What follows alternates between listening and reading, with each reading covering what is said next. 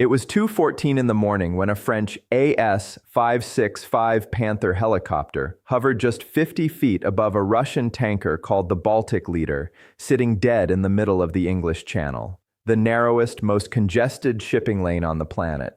And the crew had absolutely no idea what was about to be used against them. The French were there to seize the vessel, but the moment they moved in, the Russian ship fired high-pressure pneumatic launchers from its deck, not bullets, but heavy steel cables shot straight up into the air with one purpose: to snag the helicopter's spinning rotors and tear it out of the sky. One cable caught the tail of the Panther, and to avoid an explosion in midair, the pilot had no choice but to cut engine power and let the aircraft drop like dead weight toward the rusted deck below. Before the French could recover, the tanker made an even more desperate move, slamming its engines into full reverse and swinging its stern around in a deliberate attempt to ram the French frigate alongside it.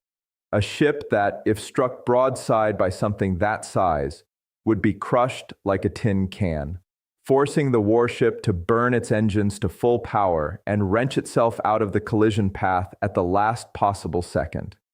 But as the two hulls nearly touched, a hidden door below the tanker's waterline slid open, and everything that followed would make the cable attack look like a warning shot.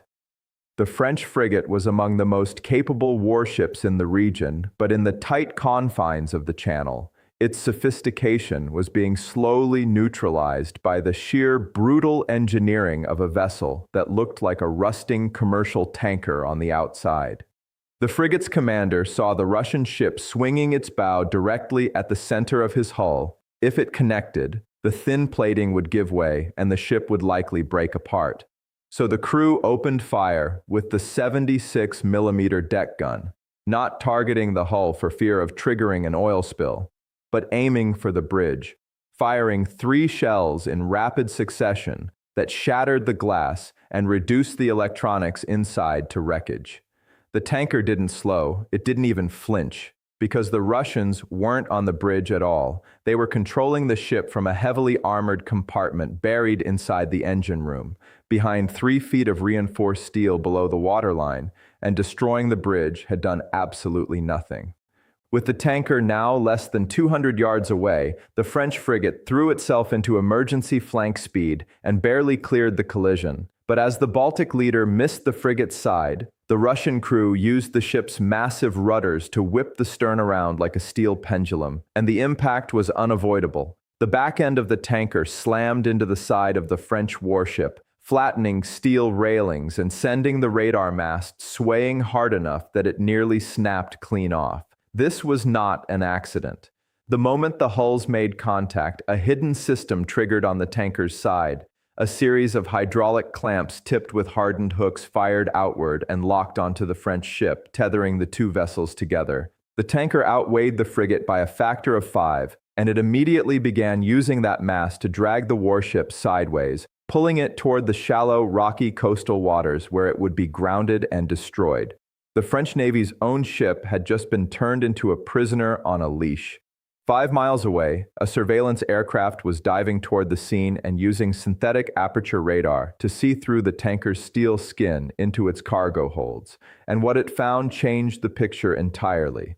The tanks weren't carrying oil. They were filled with water and something else, something that hadn't been declared to any port authority or maritime registry. The aircraft dropped a line of sonobuoys into the water around the 2 locked ships, floating microphones listening for propeller sounds beneath the surface. And within seconds, the operators heard something they hadn't expected: the sound of heavy hydraulic doors opening, not on the side of the ship, but on the bottom. This was a moon pool. A massive opening cut through the center of the vessel's floor that allowed it to silently launch submarines or underwater drones directly into the ocean without any surface observer ever seeing them. And the aircraft's sensors immediately detected a large heat signature exiting through that opening. A torpedo-shaped autonomous underwater drone, 12 feet long, packed with over 600 pounds of high explosives, running not deep where sonar could find it, but just 5 feet below the surface, where it was invisible to radar and too shallow for the frigate's sonar to track reliably,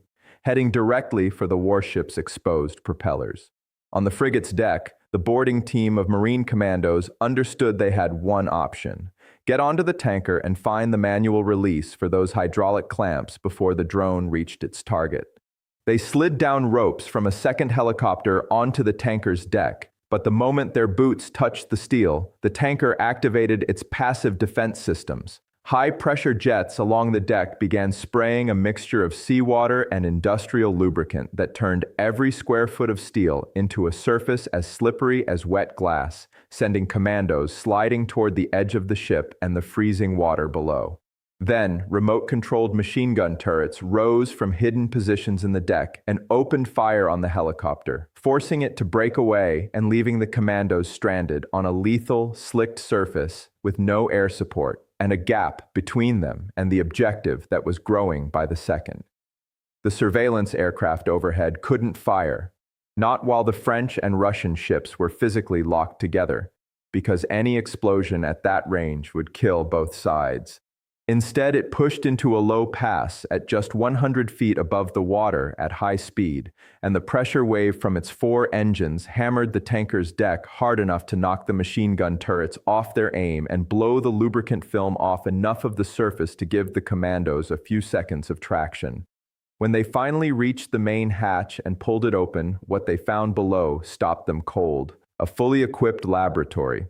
The tanker hadn't been moving commercial cargo at all. It had been operating as a floating processing facility for radioactive material, transporting nuclear waste through the heart of Europe under the cover of a civilian registry. The underwater drone was now 50 yards from the frigate's propellers, close enough that if it hit, the warship would lose all propulsion while still physically chained to a vessel carrying radioactive waste and sinking, so the frigate launched a smart torpedo not to destroy the drone directly. At that range, the explosion would have taken both ships, but to detonate a small directional charge 10 feet away, generating a wall of displaced water dense enough to physically knock the drone off course, sending its guidance system spinning and causing it to miss the propellers by less than 3 feet.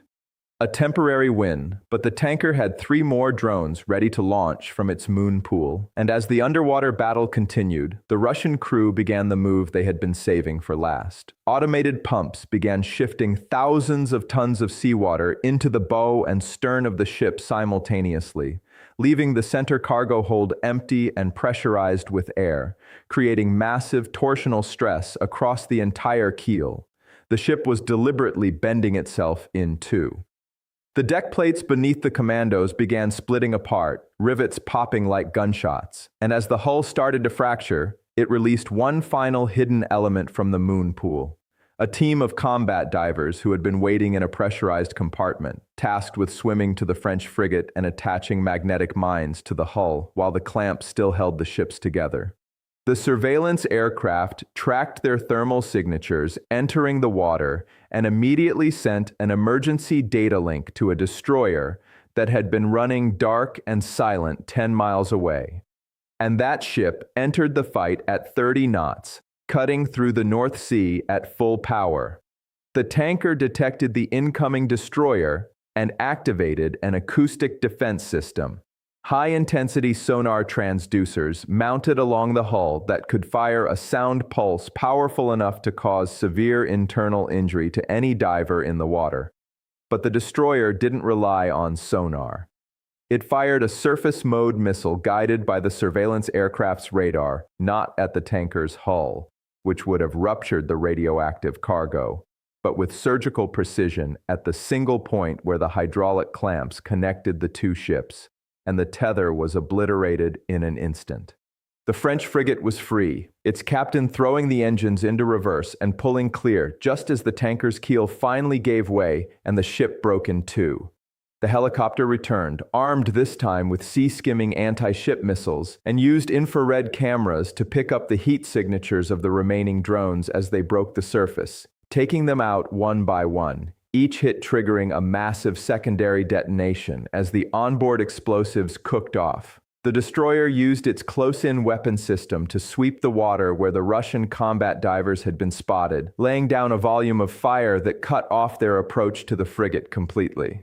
As the two halves of the Baltic leader slid beneath the surface, the fact that the ships had been separated before the spine break could be completed where the Russians had planned meant the wreck didn't fall across the deep water shipping lane. Instead, it dropped into a natural trench 300 feet down, where the pressure would help contain the radiation until a recovery team could reach it. The English Channel stayed open. The French warship was damaged but intact, and the entire outcome had turned on a decision made in the first 10 seconds of the engagement. A helicopter pilot choosing to cut power and fall rather than fight the cable, avoiding a mid-air explosion that would have put his crew in the water and given the tanker 5 uncontested minutes to launch its drones, lock its clamps onto a ship in rescue mode, and drag it down with the wreck.